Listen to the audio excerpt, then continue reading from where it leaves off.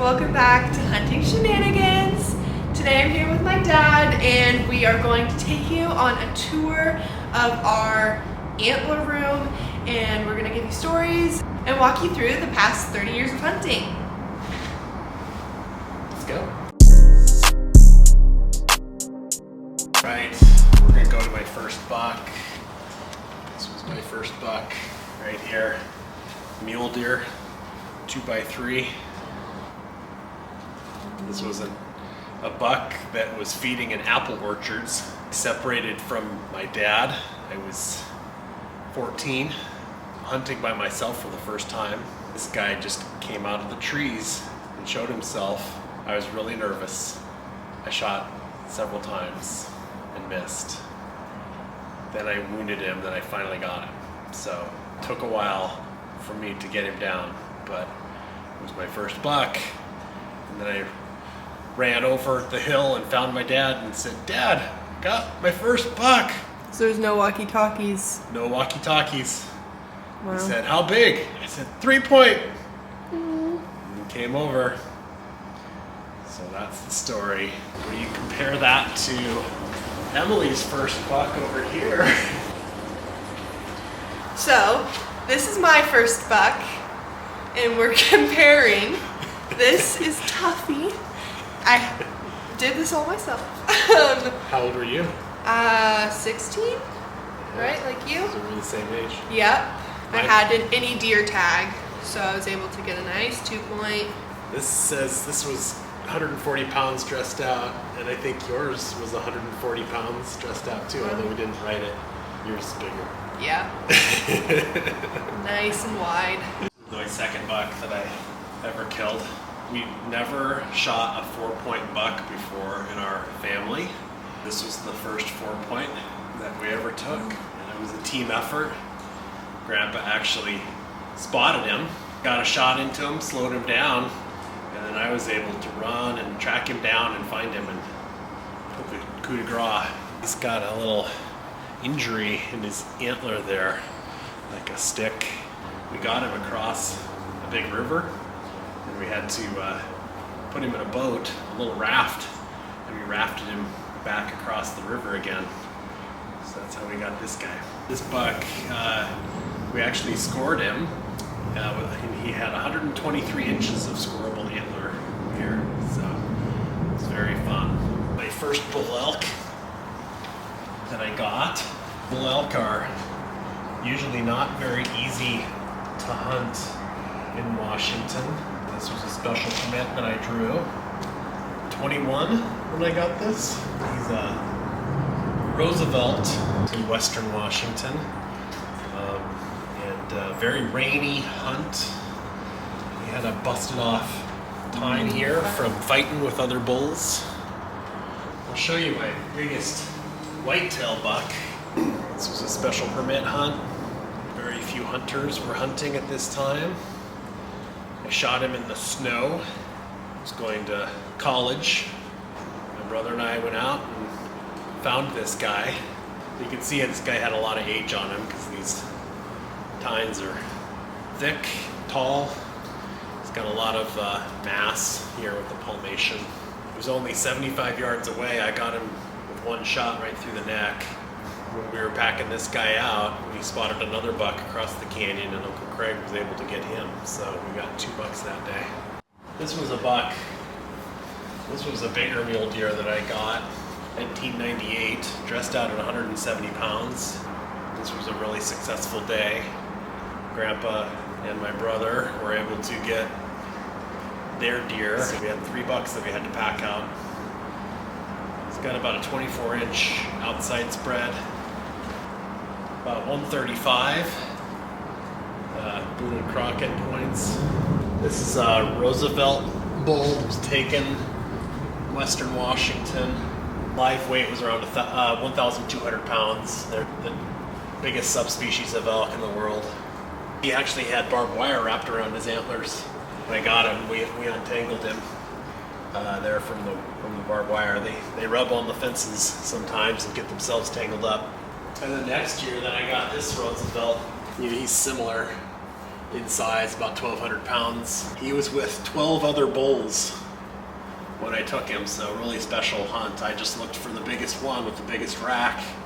Didn't have a lot of time to be picky and dropped him. This was a shotgun only unit where we were hunting. This one was taken in February too, so really interesting. Not your usual time for hunting, but that was the time that this special permit was available. This was a smaller buck I got in Idaho. We were trying to find a big buck. We had spotted one that we thought was pretty nice, and I thought that this was him because I saw his brow tines. So I shot and then came up and was like, whoops, that's a different buck. Oh well. We got some good meat off of him anyway. This is a mule deer that I took in Oregon. This buck has really dark antlers because he was actually kind of living in a burned area, and he was rubbing his antlers on burned juniper. This was the biggest body buck I ever took, a mule deer. We have, he dressed out at 225 pounds dressed out, so live weight was probably around 300 pounds on this buck. They can sometimes get pretty big bodied. There's too many other antlers than I had here. Lucky, I guess, but so I've taken these off the wall, and this is just our antler pile here. My hope is to eventually make these into some kind of a decoration here. Lots of successes here. These are generally some of the smaller deer that I've taken over the years. All of these are in 3-point or better units, so you can see they're all at least 3 points. Time to address the elephant in the room. Well, Dave did it. He got himself a trophy.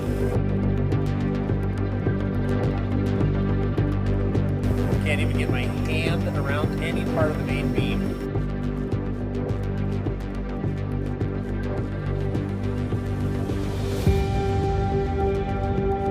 Too big to handle. He's coming down the trail. What in the world have they got? Oh my goodness. What has David done?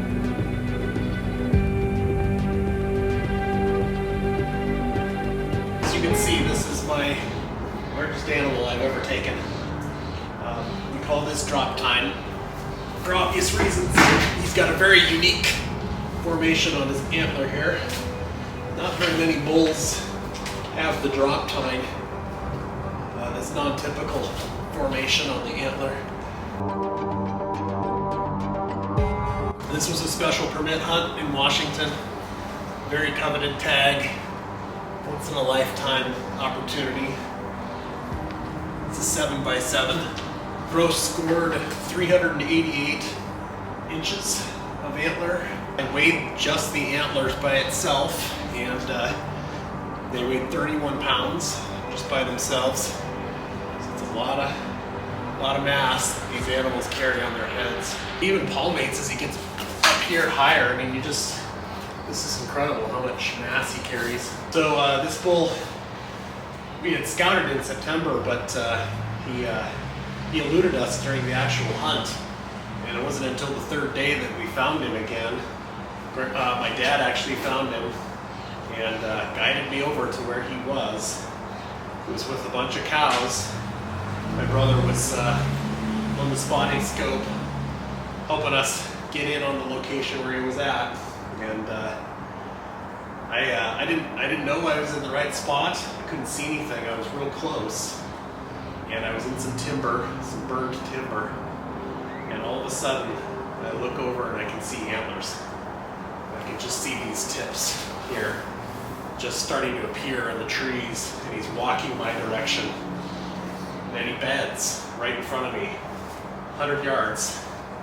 And so I took the safety off and squeezed off, got it right through the top of the back and the lungs, and that was it, basically. And then it took about 2 days to pack this guy out. He was in a very remote part of the area we were hunting, and when we had him hanging in camp, we had a cougar come visit us that night in camp and help himself to a little bit of the meat.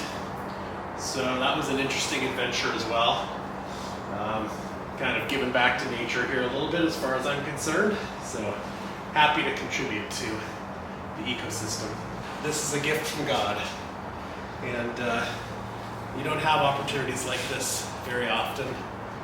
These animals sacrifice themselves and their bodies for our nourishment, and it's just so much to praise God, because it is a true gift to be able to hunt and to find an animal that's as majestic as this. Well, sometimes we get the opportunity to hunt other animals, and this was one that I got to hunt. Got this bear in Western Washington. You can see he's got a little bit of cinnamon on the muzzle and on his brow a little bit. Not a very big bear, but had a beautiful coat. Took him in August.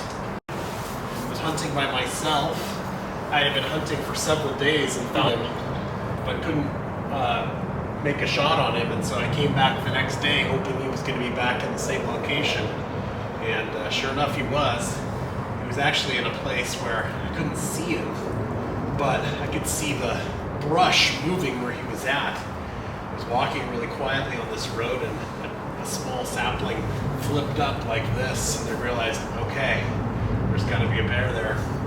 And sure enough, I finally found him, and he was standing on his hind legs, shoveling cascara berries in to his mouth. And so I was actually able to shoot him standing up. Just shot him right here through the lungs, and he traveled about 15 yards. So that's my story of my bear.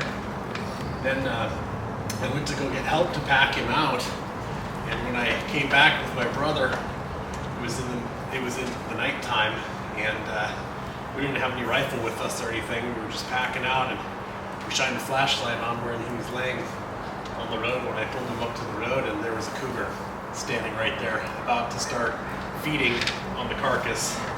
So that was a very interesting experience. We shushed the cougar off from the carcass and threw him up on the pack cart that we had, and just immediately just took off. We didn't even try to strap him down or anything, just took off so we could get away from the cougar. This was another one that we rafted in on a river into a remote wilderness area in eastern Oregon. And I was able to get this 6x6 bull. All right, so with all the antlers that we have here, this is 21 deer, 21 bucks, and 5 bull elk. They're in the garage because that's where we've decided as a family it's probably the best place to put them. The one exception is the big one that I'm going to show you next.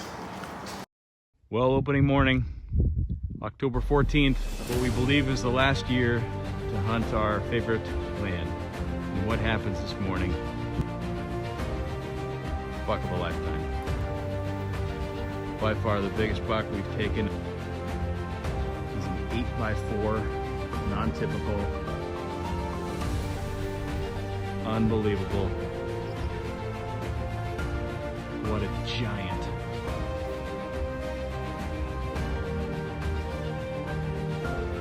Kickers, he's got double beam, mass, he's got height. Unbelievable. Way to go, bro. So you know how I told you about how hunting there's a gift component with hunting? Well, a true gift was being able to harvest this animal here. This is my largest buck I've ever taken. A split main beam here. So that adds up to 3 main beams on his antler. Such a blessing to find this guy. We really didn't have any idea that he was in this area at all. We've never taken a non-typical buck like this before. His gross score was 173 6/8 inches. Wow. Definitely the biggest buck we've ever taken. Once again, a team effort. My brother spotted him, and I was fortunate enough to be in the right place when he came into range, and was able to get him. I was a little nervous. A couple of shots here when he still wasn't quite in range, but luckily he was still coming in my direction and was able to settle down and get him here. Shortly thereafter, there was another buck in the herd that ran up toward my dad, and he was able to get him a 3-point. Maybe you'll see that 3-point in another video. Mm-hmm. Wow. Brow tines are 2.5 inches, 2.5-inch brow tines. The forks are nice and deep. I think they were 15-inch forks. Lots of mass. And he's got as well, I think this left antler, the base was almost 4 inches around here. And it was kind of in the last year we were hunting in this area too. They're tried and true. Land ownership was changing, and this guy presented himself. Such a blessing. This buck took me 34 years of hunting before I finally got a mule deer of this caliber. I've applied to a lot of special permit hunts, so for this mule deer to just be during a general season hunt was pretty special.